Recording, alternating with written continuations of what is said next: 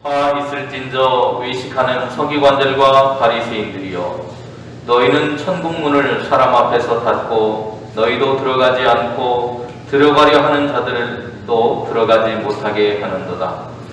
화 있을진저 외식하는 서기관들과 바리새인들이여, 너희는 교인 한 사람을 얻기 위하여 바다와 육지를 두루다니다가 생기면 너희보다 배나 더 지옥 자식이 되게 하는도다. 화 있을진저 눈먼 인도자여, 너희가 말하되 누구든지 성전으로 맹세하면 아무 일 없거니와 성전에 금으로 맹세하면 지킬지라 하는도다. 어리석은 맹인들이여, 어느 것이 크냐? 그 금이냐? 그 금을 거룩하게 하는 성전이냐? 너희가 또 이르되 누구든지 제단으로 맹세하면 아무 일 없거니와 그 위에 있는 예물로 맹세하면 지킬지라 하는도다. 맹인들이여, 어느 것이 크냐? 그 예물이냐? 그 예물을 거룩하게 하는 제단이냐? 그러므로 제단으로 맹세하는 자는 제단과 그 위에 있는 모든 것으로 맹세하며, 또 성전으로 맹세하는 자는 성전과 그 안에 계신이로 맹세하며, 또 하늘로 맹세하는 자는 하나님의 보좌와 그 위에 앉으신 이로 맹세함이니라.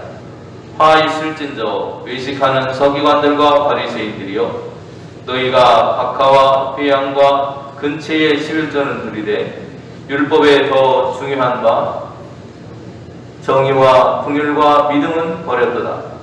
그러나 이것도 행하고 저것도 버리지 말아야 할 테니라. 맹인된 인도자여, 하루살이는 걸러내고 낙타는 삼키는도다. 화 있을진저 외식하는 서기관들과 바리새인들이여, 잔과 대접의 겉은 깨끗이 하되 그 안에는 탐욕과 방탕으로 가득하게 하는도다. 눈먼 바리새인이여, 너는 먼저 안을 깨끗이 하라. 그리하면 겉도 깨끗하리라. 화 있을진저 외식하는 서기관들과 바리새인들이여, 회칠한 무덤 같으니 겉으로는 아름답게 보이나 그 안에는 죽은 사람의 뼈와 모든 더러운 것이 가득하도다. 이와 같이 너희도 겉으로는 사람에게 옳게 보이되 안으로는 외식과 불법이 가득하도다. 아멘. 이제 또한 평안하셨습니까? 참 평안하기 어려운 시절이죠, 그죠? 코로나도 있고 여러 가지 어려움들이 우리의 삶을 괴롭힙니다. 그래도 우리 장로님 기도하신 것처럼 들녘에는 풀들이 자라고요, 또 꽃밭에는 꽃들이 싹을 틔우고 자라는 모습을 보면 언젠가는 좋은 날이 우리에게 올 것이라고 하는 소망이 보이는 것 같기도 합니다. 오늘은 사순절 4번째 주일을 우리가 맞고 있습니다. 사순절이 시작한 것이 엊그제 같은데 벌써 4번째 주일을 맞이하고 있어요. 그리고 오늘은 또 순교자 기념 주일이기도 합니다. 총회가 제정한 순교자 기념 주일인데요. 기장총회는 2016년도에 9월 달에 제101회 총회에서 매년 사순절 4번째 주일을 총회 순교자 기념 주일로 제정하게 되었습니다. 그리고 오늘은 바로 그 순교자 기념 주일로 지키는 날입니다. 지난해 총회장이셨던 육순종 목사는 이렇게 순교자 기념 주일이 어떤 날인가 라고 하는 질문에 대해서 이렇게 대답을 했습니다. 한 인터뷰에서 순교자들은 힘들고 어려운 상황에서도 예수 그리스도의 고난과 부활의 소망을 버리지 않고 의연하게 순교의 길을 갔습니다. 그런 차원에서 순교자 기념주일을 사순절 기간으로 잡은 것입니다. 순교자들의 그런 삶을 통해서 주님의 진리가 전파되었고요, 그리고 주님의 교회가 보존되었고 또 하나님 나라의 지평이 확장되어 가고 있습니다. 여기서 말하는 순교라고 하는 것은 죽는 것을 말합니다. 그러나 꼭 죽는 것만을 말하는 것은 아닙니다. 죽음을 각오한 우리의 마음가짐, 바로 그 모습을 순교라고 말할 수 있을 것 같습니다. 우리가 그러한 각오와 다짐을 가지고 살아가게 된다면 우리가 살아가고 있는 매일의 일상이 바로 그 순교자의 정신으로 살아가는 삶이 될 것입니다. 오늘 주신 말씀을 통해서 오늘도 함께 은혜를 나눌 수 있는 귀한 시간이 될 수 있기를 간절히 소망합니다. 오늘 우리는 마태복음 23장 13절 말씀부터 28절까지 말씀을 읽었는데요. 마태복음 23장은 예수님께서 예루살렘에 입성하신 후에 주신 말씀입니다. 유대교 지도자들과 예수님께서 논쟁을 하게 되시는데, 오늘 본문에서 말씀에서 예수님은 그들을 향해서 뭐라고 말씀하시냐면 위선자들아, 이렇게 말씀합니다. 곧 부패한 종교 지도자들을 정면으로 부딪혀서 책망하고 계십니다. 제자들에게 외식하는 바리새인들과 서기관들을 본받지 말라고 훈계하십니다. 또 이러한 외식하는 자들의 죄악을 지적하고 책망하십니다. 예수님께서는 서기관과 바리새인들을 향해서 외식하는 자들이라고 말하고 있습니다. 외식하는 자라고 하는 말을 다른 말로 바꿔보면요, 겉과 속이 다른 사람, 위선적인 사람이라는 것입니다. 오늘 본문 말씀에는 27절에 이러한 사람들을 회칠한 무덤과 같다고 말씀합니다. 그리고 이사야서 30장 9절에서는 이러한 사람들에 대해서 패역한 백성이요 거짓말하는 자식들이요 여호와의 법을 듣기 싫어하는 자식들이라고 말합니다. 그리고 요한계시록 3장에서는 사대교회를 향해서 말씀하신 것처럼 내가 살아있다 하는 이름은 가졌으나 죽은 자라고 말씀하고 있습니다. 이것이 바로 외식하는 자라고 하는 사람들의 모습, 그들의 성격, 모양입니다. 이것은 비단 서기관과 바리새인들만을 향해서 하신 말씀이 아닙니다.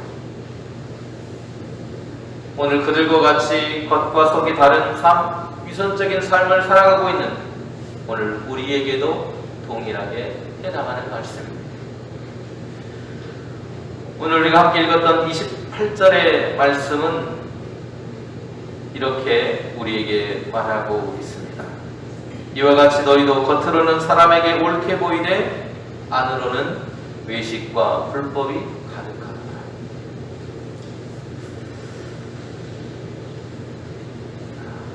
우리도 그러한 외식하는 모습이 우리 안에도 있다라고 하는 것입니다.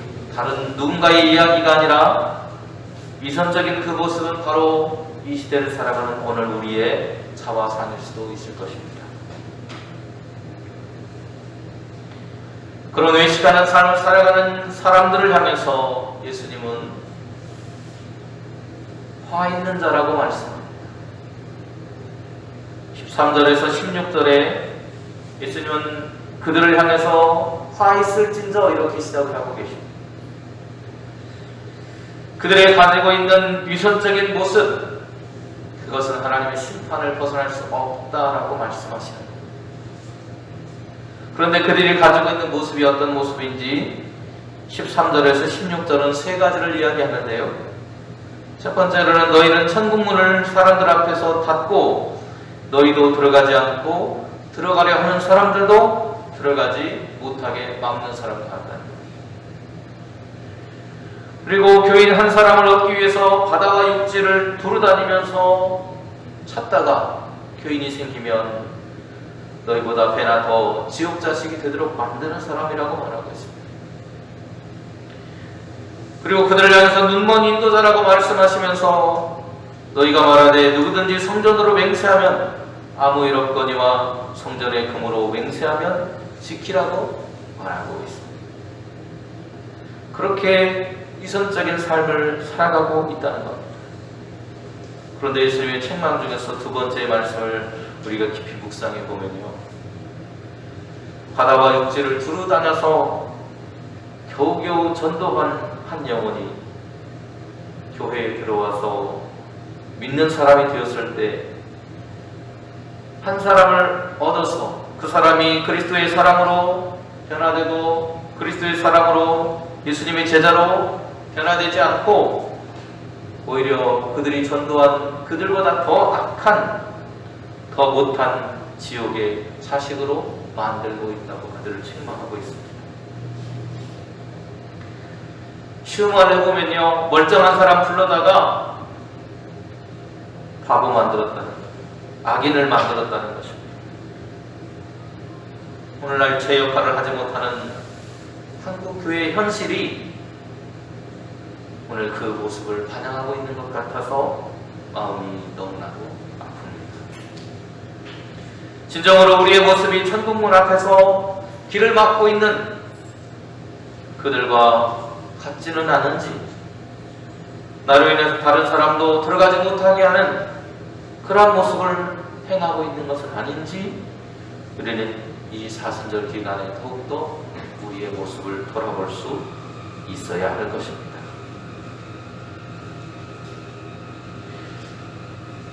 또 23절에서 28절에도 세 가지의 화에 대한 이야기를 이야기합니다.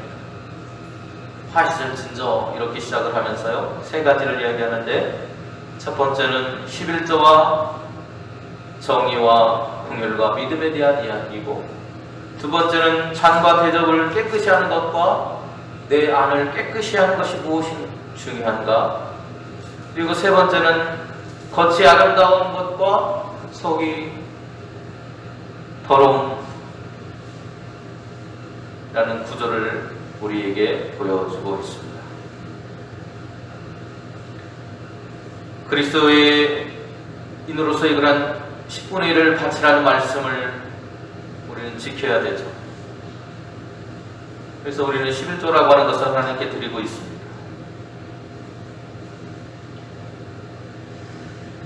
그런데 그 11조를 드리라는 말씀을 지키면서 정의와 긍휼과 믿음을 중요롭지 않게 여기고 있는 오늘 그들을 향해서 외식하는 자라고 말하고 있습니다.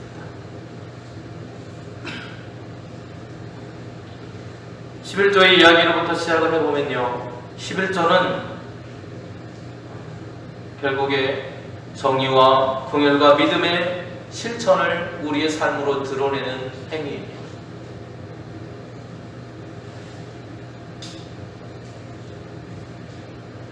오늘 본문을 보면 박하와 회양과 근채라고 하는 작은 식물들, 오늘날로 하면 허브의 허브, 조그만 그런 허브와 같은 그런 식물들입니다. 그런데 그 식물들의, 조그만 식물들의 11조까지도 드리려고 꼼꼼히 챙겼으면서도 정작 그들은 그 11조가 가지고 있는 의미가 무엇인지 생각해보지 않고 있다고 말하고 있습니다. 11조가 가지고 있는 내면이 아니라 외형적으로 10분의 1을 떼어서 하나님께 드리는 것, 그것에만 그들은 정신이 팔려 있었다는 것입니다. 11조는 본디 레위인을 챙기고 그리고 가난한 이들을 챙기는 예물이었습니다. 가난한 이웃들의 어려움을 돕기 위해서, 그들의 삶을 챙겨주기 위해서 거뒀던 것이 본래의 11조의 모습입니다. 그 11조를 드리면서 물질을 주신 하나님의 은혜를 기억하고 하나님의 사랑을 기억하면서 나도 하나님의 그 은혜와 사랑처럼 나에게 베풀어 주신 것을 우리의 이웃들과 함께 나누겠다는 마음, 그것이 11조의 본래의 마음입니다. 그런 의미를 가지고 있습니다. 그런데 서기관과 바리새인들은 율법에 기록된 말씀대로 아주 작은 것까지도 11조를 계산해서 정확하게 드리고 있었다는 겁니다. 그것이 박하와 회양과 근채의 11조라고 하는 거예요. 그런 보잘것없는 작은 풀의 11조까지도 하나님께 드리기 위해서 애썼던 그들이라는 겁니다. 그런데 정작 율법이 의미하고 있는 그 의미를 망각하고 있다고 말합니다. 오늘 본문을 보면 하루살이는 걸러내고 낙타는 삼켰다고 말합니다. 이처럼 이들이 11조를 드리는 모습이 마치 음식 먹을 때의 모습과 같다는 거예요. 유대인들은 부정한 음식이 들어간 것을 결코 먹지 않습니다. 그렇게 하려고 노력합니다. 하루살이는요, 여러분 아시는 것처럼 아주 작은 벌레입니다. 아주 작은 곤충이죠. 그 벌레를 밥에 떨어졌으면 건져내고 먹든지, 그렇지 않으면 아예 그 음식을 먹지 않습니다. 왜냐하면 그 음식이 그 벌레의 시체 때문에 부정해졌다고 여겼기 때문이에요. 그런 열심을 가졌던 그들이 낙타를 삼켰다고 말하고 있습니다. 성경에 먹지 못할 음식 중에 하나가 바로 낙타예요. 부정한 음식입니다, 유대인들에게는. 그런데 그것을 삼켰다라고 말하고 있습니다. 작은 부정을 가려내려고 하면서 더 큰 부정을 낳는 그 낙타를 통째로 먹었다고 말하고 있는 거예요. 다시 말하면 의미는 생각하지 않고 그것을 지키는 데만 급급했던 그들을 책망하고 계신 겁니다. 또 25절의 잔과 대접의 겉은 깨끗이 하는 것, 그리고 27절에서 회칠한 무덤의 이야기도 결국 같은 이야기를 반복하고 있는 거라고 말할 수 있습니다.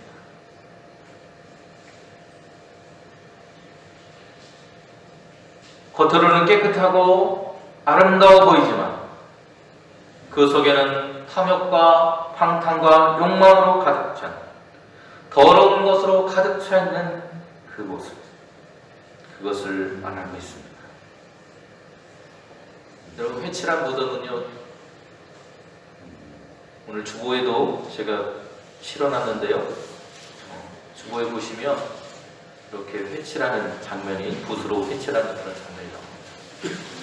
이처럼 겉을 화려하게 해요. 결국에는 뭡니까 이게? 여러분, 아무리 우리가 관을 예쁘게 장식하고 화려하게 장식해도 결국 그 안에는 뭐가 들어있는 겁니까? 주검이 들어있습니다.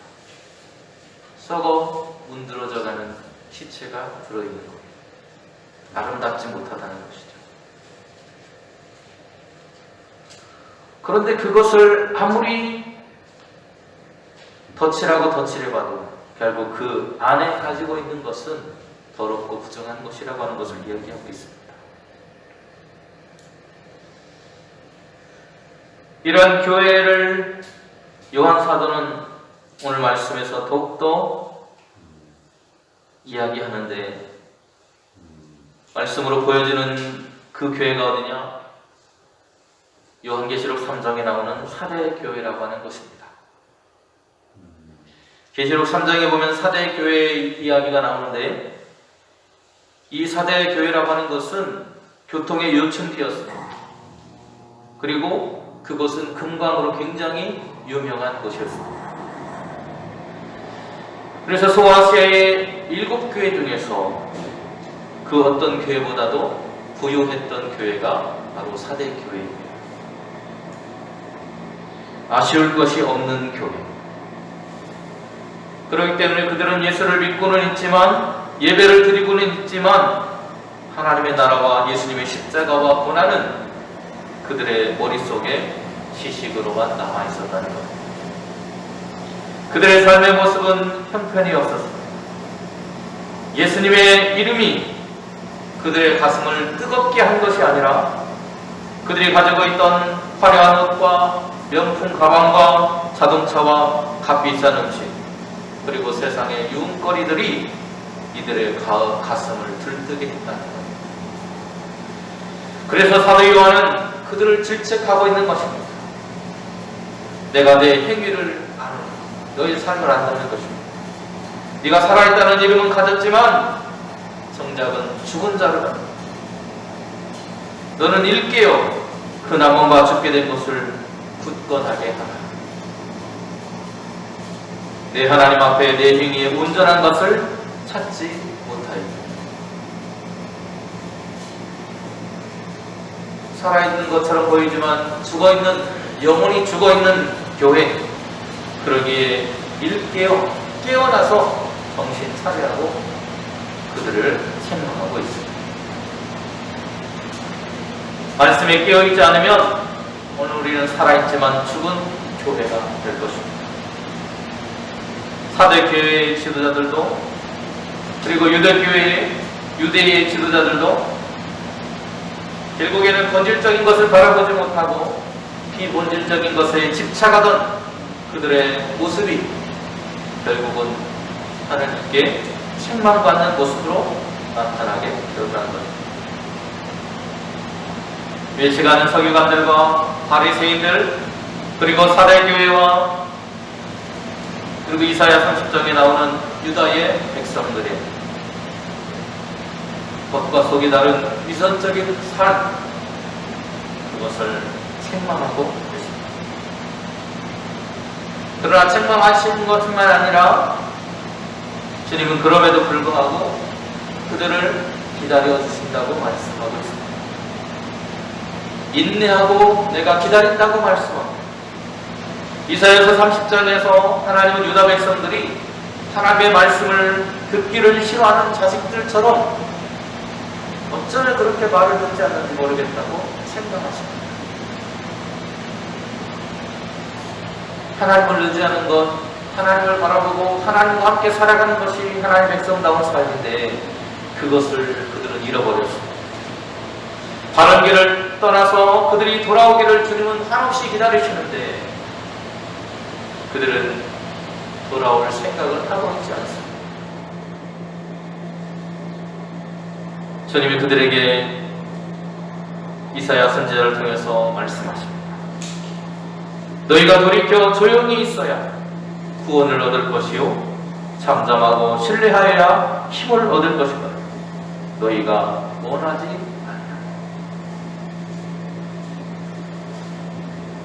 우리가 믿었다고 다 끝나는 것이 아니라 믿었으면 우리의 삶이 변화되는 것으로 나아가야 됩니다. 그런데 변화되지 못하고 여전히 내 마음 내 뜻대로 오히려 하나님의 뜻과 멀어진 모습으로 살아가고 있는 그들을 책망하고 계십니다. 유다 백성들은 하나님의 심판을 벗어날 수 있을 것처럼 여겼습니다. 그래서 우리가 빠르게 도망치면 되지 않겠습니까? 우리는 도망칠 수 있습니다. 빠른 말을 타고 도망쳐 보겠습니다라고 하나님께 선언합니다. 그러나 하나님의 심판을 경험하고 나서야 그들은 후회하게 됩니다. 하나님의 심판에서 남겨진 사람들이 얼마나 적었는지 산 위에 깃발처럼 남은 자가 있었다라고 말하고 있습니다. 여러분, 깃발이 그냥 뾰족한 가시처럼 그렇게 되어 있죠. 남은 자가 얼마 되지 않았다는 것. 세상의 힘과 압박에 눌려서 살아가는 인생으로 그들은 여전히 살아갑니다. 그러나 이제는 돌이켜야 할 때입니다. 어쩌면 우리도 허망한 것을 믿고 세상에 등 떠밀려 살아가는 인생을 여전히 살아가고 있는 것은 아닙니까? 주님은 그러한 우리를 향해서 허망한 것을 믿지 말고 오직 말씀에 바로 서서 진실과 진리의 길을 걸어가라고 말씀하고 계십니다. 우리를 긍휼히 여기시고 은혜 베풀기를 원하시는 하나님께서 여전히 우리를 기다리고 계신다는 것입니다. 하나님의 사랑을 받았다면 진실한 마음으로 우리는 변함없는 행위로 하나님의 말씀을 순종하고 그 길을 따라서 살아가야 합니다. 사도 요한은 이렇게 우리에게 당부합니다. 그러므로 내가 어떻게 받았으며 어떻게 들었는지 생각하고 지켜 회개하라. 만일 일깨지 아니하면 내가 도둑같이 이르리니 어느 때에 내가 이르든지 내가 알지 못할지라. 오늘 우리의 삶의 변화는 말씀을 우리의 삶으로 받아들임으로부터 시작이 됩니다. 하나님을 믿고 하나님의 말씀을 따라가겠노라고 결단하는 우리의 모습을 통해서 우리의 삶은 조금씩 변해갈 것입니다. 오늘 하나님의 기다림은 바로 그 기다림이에요. 믿고 끝나는 우리의 모습이 아니라 하나님을 믿고 하나님의 말씀을 따라서 조금씩 변해가는 우리의 삶을 주님은 기다리고 계신 것입니다. 내가 말씀으로 변화되는 만큼 내 주변의 사람들이 말씀으로 함께 변화될 것입니다. 내가 달라지지 않으니까 내 주변의 사람들도 달라지지 않는 것입니다. 세상의 쾌락과 사탄의 유혹에 넘어가지 않고 이기는 삶이 되시기를 간절히 소망합니다. 그리스도 예수의 보혈로 희게 된 흰 옷을 입고 생명책에 여러분의 이름이 기록되었다는 사실을 믿고 아버지와 천사들 앞에서 우리를 하나님의 자녀라 시인하시는 예수님의 음성을 들을 수 있기를 바랍니다. 말씀으로 새로워져서 겉의 화려함을 추구하는 우리의 인생이 아니라 우리의 내면이 그리스도의 사랑과 마음으로 채워지는 신앙인이 될 수 있기를 소망합니다. 겉의 화려함이 아닌 내면의 아름다움을 간직하는 하나님의 사람들이 되시기를 소망합니다. 회개하고 깨어 일어난 사람, 순교적인 신앙을 각오하고 하나님의 말씀을 붙든 사람만 이 길을 걸어갈 수 있습니다. 오늘 26절은 이렇게 우리에게 말합니다. 눈먼 바리새인들이여, 너는 먼저 안을 깨끗이 하라. 그리하면 겉도 깨끗하리라. 아멘. 은혜로우신 하나님, 오늘도 우리를 기다려주시는 하나님, 눈먼 바리새인들처럼 겉의 화려함에 비본질적인 것들에 치중하느라 하나님께서 의도하셨던 뜻과는 먼 삶을 살아가고 있는 우리의 모습은 아닌지요. 주님, 우리의 삶이 예수 그리스도를 믿은 이후로 예수 그리스도의 마음으로 채워지게 하시고 하나님의 말씀을 따라 걸어가며 우리의 삶이 예수 그리스도 제자다운 삶으로 나아갈 수 있도록 매일매일 변화되는 우리의 삶이 되도록 인도하여 주시옵소서. 예수님의 이름으로 기도드립니다. 아멘.